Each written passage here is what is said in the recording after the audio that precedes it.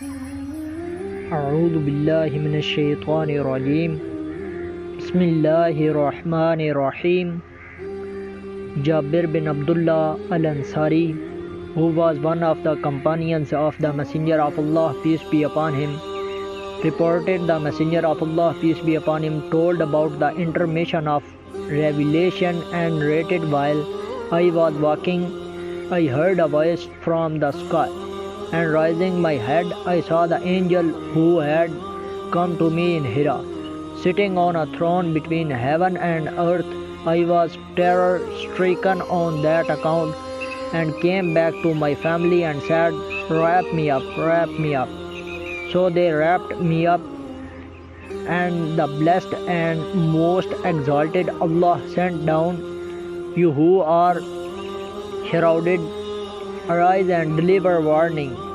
Your Lord magnify, your clothes cleanse, and defilement shun."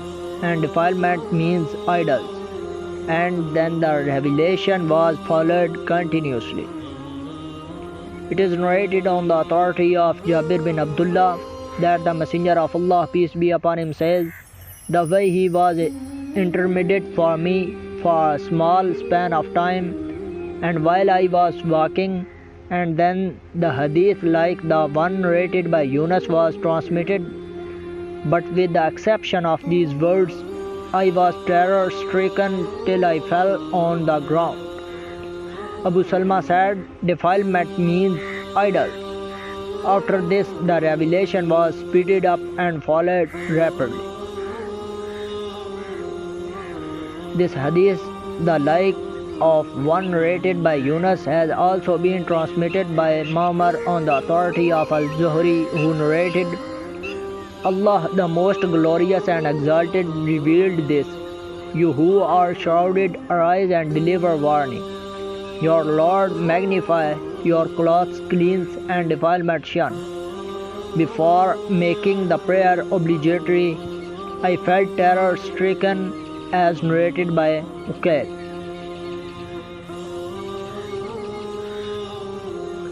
ابو طاہر ابن وہب، یونس ابن شہاب، ابو سلمہ بن عبد الرحمن بن عوف، جابر بن عبداللہ انصاری رسول اللہ صلی اللہ علیہ وسلم کے صحابہ میں سے ایک انصاری حضرت جابر بن عبداللہ رضی اللہ تعالیٰ عنہ بیان کرتے ہیں کہ رسول اللہ صلی اللہ علیہ وسلم نے فرمایا، آپ صلی اللہ علیہ وسلم وحی کے رک جانے کے زمانہ کا تذکرہ فرما رہے تھے کہ میں ایک مرتبہ جا رہا تھا کہ میں نے آسمان سے ایک آواز سنی. میں نے سر اٹھا کر دیکھا تو وہی فرشتہ حضرت جبرائیل ہے جو غار حرا میں میرے پاس وحی لے کر آیا تھا. آسمان و زمین کے درمیان ایک کرسی پر بیٹھا تھا. رسول اللہ صلی اللہ علیہ وسلم نے فرمایا کہ میں یہ دیکھ کر گھبرا گیا، مجھ پر ہیبت طاری ہو گئی. پھر میں لوٹ کر گھر آیا تو میں نے کہا، مجھے کپڑا اڑا دو، مجھے کپڑا اڑا دو. تو مجھے گھر والوں نے کپڑا اڑا دیا. اس کے بعد اللہ تعالیٰ نے یہ سورت یا ایھا المدثر قم فانذر وربک فکبر وثیابک فطہر والرجز فاہجر وَإِلَى الْأَوْثَانِ قَالَ ثُمَّ تَتَابَعَ الْوَحْيُ، اے کپڑے میں لپٹنے والے اٹھو اور اپنے کپڑوں کو پاک رکھو اور بتوں سے علیحدہ رہو. آپ صلی اللہ علیہ وسلم نے فرمایا کہ پھر برابر وحی آنے لگی. عبد الملک بن شعیب ابن لیث، عقیل بن خالد ابن شہاب، ابو سلمہ بن عبد الرحمن، جابر بن عبداللہ ایک دوسری سند کے ساتھ یہ روایت بھی اسی طرح نقل کی گئی ہے، لیکن اس روایت میں یہ ہے کہ آپ صلی اللہ علیہ وسلم نے فرمایا، میں ڈر کی وجہ سے سہم گیا یہاں تک کہ میں زمین پر گر پڑا. اور ابو سلمہ کہتے ہیں کہ والرجزہ سے مراد بت ہیں. پھر برابر لگاتار وحی کا سلسلہ شروع ہو گیا.